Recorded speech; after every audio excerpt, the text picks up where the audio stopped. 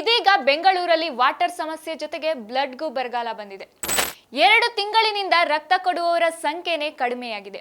Blood ಬ್ಯಾಂಕ್ಗಳಲ್ಲಿ blood ಇಲ್ಲದೆ ಇರೋದ್ರಿಂದ ಆರೋಗ್ಯವಂತ ಜನರು ಬ್ಲಡ್ ಡೊನೇಟ್ ಮಾಡೋಕೆ ಬ್ಲಡ್ ಬ್ಯಾಂಕ್ಗಳು ಮನವಿ ಮಾಡಿವೆ. ಕಳೆದ 2 ತಿಂಗಳಿನಿಂದ 40% ಅಷ್ಟು ರಕ್ತದಾನ ಮಾಡುವವರ ಸಂಖ್ಯೆ ಕಡಿಮೆಯಾಗಿದ್ದು, ಈ ಬಗ್ಗೆ ರಕ್ತನಿಧಿ ಸಂಸ್ಥೆಗಳು ಕಳವಳ ವ್ಯಕ್ತಪಡಿಸಿವೆ. ಇನ್ನು ಪ್ರತಿದಿನ 100 ಮಂದಿಯಿಂದ ಬ್ಲಡ್ ಪಡೆಯುತ್ತಿದ್ದ ರಕ್ತನಿಧಿ ಪ್ರತಿನಿಧಿಗಳು ಈಗ 50 ಜನರಿಂದ ರಕ್ತ ಪಡೆಯುವುದೇ ಕಷ್ಟವಾಗಿದೆ. ನಮಸ್ಕಾರ, ಸ್ಪೀಡ್ ಪ್ಲಸ್ ನ ವಿಶೇಷ ಕಾರ್ಯಕ್ರಮಕ್ಕೆ ಸ್ವಾಗತ. ನಾನು ಸುಪ್ರೀತಾ ಶೆಟ್ಟಿ. ಮನುಷ್ಯ ಹೆಲ್ದಿಯಾಗಿ ಬದುಕೋಕೆ ದೇಹದಲ್ಲಿ ಸಾಕಷ್ಟು ಬ್ಲಡ್ ಇರಬೇಕು. ದೇಹದ ಒಳಗಿನ ಕಾರ್ಯಚಟುವಟಿಕೆಗಳು ಸಲೀಸಾಗಿ ನಡೆಯೋದು ಬ್ಲಡ್ ಸರ್ಕ್ಯುಲೇಷನ್ ನಿಂದಲೇ. ಸೊ ಬಾಡಿಲಿ ಬ್ಲಡ್ ಎಷ್ಟು ಇಂಪಾರ್ಟೆಂಟ್ ಅಂದ್ರೆ, ಬ್ಲಡ್ ಇಲ್ಲ ಅಂದ್ರೆ ಮನುಷ್ಯ ಬದುಕೋಕೆ ಸಾಧ್ಯ ಇಲ್ಲ. ಕೆಲವರಲ್ಲಿ ಬ್ಲಡ್ ಜಾಸ್ತಿ ಇರುತ್ತೆ, ಇನ್ನ ಕೆಲವರಲ್ಲಿ ಕಡಿಮೆ ಇರುತ್ತೆ. ಅಂತೂ ಬದುಕೋಕೆ ಬ್ಲಡ್ ಬೇಕೇ ಬೇಕು. ಇನ್ನ ಹಾಸ್ಪಿಟಲ್ಗಳಲ್ಲಿ ಬ್ಲಡ್ ಬ್ಯಾಂಕ್ ಇದ್ದೇ ಇರುತ್ತೆ. ಕೆಲವು ಪೇಷಂಟ್ಗಳಿಗೆ ಎಮರ್ಜೆನ್ಸಿ ಇರುವಾಗ ಬ್ಲಡ್ ಕೊಟ್ಟು ಪ್ರಾಣ ಉಳಿಸಿಕೊಳ್ಳೋಕೆ ಬ್ಲಡ್ ಬ್ಯಾಂಕ್ ತುಂಬಾ ಹೆಲ್ಪ್ ಆಗುತ್ತೆ. ಆದ್ರೆ ಇದೀಗ ಬೆಂಗಳೂರಲ್ಲಿ ವಾಟರ್ ಸಮಸ್ಯೆ ಜೊತೆಗೆ ಬ್ಲಡ್ಗೂ ಬರಗಾಲ ಬಂದಿದೆ. 2 ತಿಂಗಳಿನಿಂದ ರಕ್ತ ಕೊಡುವವರ ಸಂಖ್ಯೆನೇ ಕಡಿಮೆಯಾಗಿದೆ. ಈ ಹಿಂದೆ ಪ್ರತಿದಿನ 100 ಸಂಖ್ಯೆಯಲ್ಲಿ ಜನ ಬ್ಲಡ್ ಡೊನೇಟ್ ಮಾಡ್ತಾ ಇದ್ರು. ಆದ್ರೆ ಈಗ 50 ಜನ ಬ್ಲಡ್ ಡೊನೇಟ್ ಮಾಡೋದು ಕಷ್ಟವಾಗಿದೆ.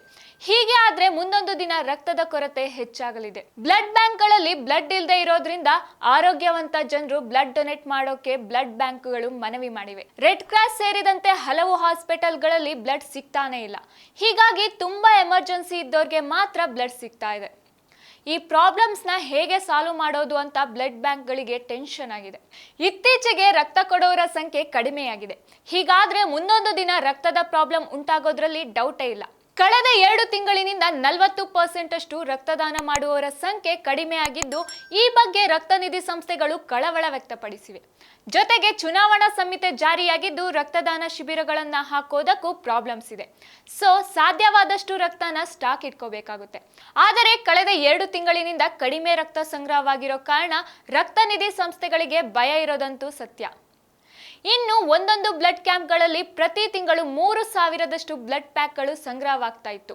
ಆದರೆ ಕಳೆದ 2 ತಿಂಗಳಿನಿಂದ ರೆಡ್ ಕ್ರಾಸ್ ರಕ್ತನಿಧಿ, ರಾಷ್ಟ್ರೋತ್ಥಾನ ರಕ್ತನಿಧಿ, ರೋಟರ್ ರಕ್ತನಿಧಿ ಸೇರಿದಂತೆ ವಿವಿಧೆಡೆ 2,000ದಷ್ಟು ಬ್ಲಡ್ ಪ್ಯಾಕ್ಗಳು ಸ್ಟಾಕ್ ಆಗಿವೆ. ಇನ್ನು ಪ್ರತಿದಿನ 100 ಮಂದಿಯಿಂದ ಬ್ಲಡ್ ಪಡೆಯುತ್ತಿದ್ದ ರಕ್ತನಿಧಿ ಪ್ರತಿನಿಧಿಗಳು ಈಗ 50 ಜನರಿಂದ ರಕ್ತ ಪಡೆಯುವುದೇ ಕಷ್ಟವಾಗಿದೆ. ಹೀಗಾಗಿ ಆದಷ್ಟು ಜನರು ರಕ್ತ ಕೊಡುವುದಕ್ಕೆ ಮುಂದೆ ಬನ್ನಿ. ನಿಮ್ಮ ಪ್ರಾಣದ ಜೊತೆಗೆ ಇತರರ ಪ್ರಾಣವನ್ನ ಉಳಿಸಿ ಅಂತ ರಕ್ತನಿಧಿ ಪ್ರತಿನಿಧಿಗಳು ಮನವಿ ಮಾಡಿದ್ದಾರೆ. ಇನ್ನ ಎಲ್ಲರೂ ರಕ್ತ ಕೊಡೋದಕ್ಕೆ ಮುಂದೆ ಬರಬೇಕು. ಎಷ್ಟೋ ಆಸ್ಪತ್ರೆಗಳಲ್ಲಿ ರಕ್ತವಿಲ್ಲದೆ ಜನ ಕಷ್ಟಪಡ್ತಿದ್ದಾರೆ. ನಾವು ಬ್ಲಡ್ ಕೊಟ್ರೆ ನಮ್ಮ ಹೆಲ್ತ್ ಚೆನ್ನಾಗಿರುತ್ತೆ. ಬ್ಲಡ್ ಕೊಡೋದ್ರಿಂದ ಯಾವುದೇ ಪ್ರಾಬ್ಲಮ್ಸ್ ಆಗಲ್ಲ ಅಂತ ರಕ್ತದಾನಿಗಳು ಹೇಳ್ತಾರೆ. ಒಟ್ನಲ್ಲಿ ಕಳೆದ 2 ತಿಂಗಳಿನಿಂದ 40% ಅಷ್ಟು ರಕ್ತದ ಕೊರತೆ ಉಂಟಾಗಿದ್ದು, ಮುಂದಿನ ದಿನಗಳಲ್ಲಿ ಮತ್ತಷ್ಟು ರಕ್ತದ ಕೊರತೆ ಎದುರಾಗೋ ಸಾಧ್ಯತೆ ಇದೆ. ಸೊ ಸರ್ಕಾರ ರಕ್ತದಾನದ ಬಗ್ಗೆ ಜಾಗೃತಿ ಅವೇರ್ನೆಸ್ ಮೂಡಿಸೋ ಅಗತ್ಯ ಇದೆ.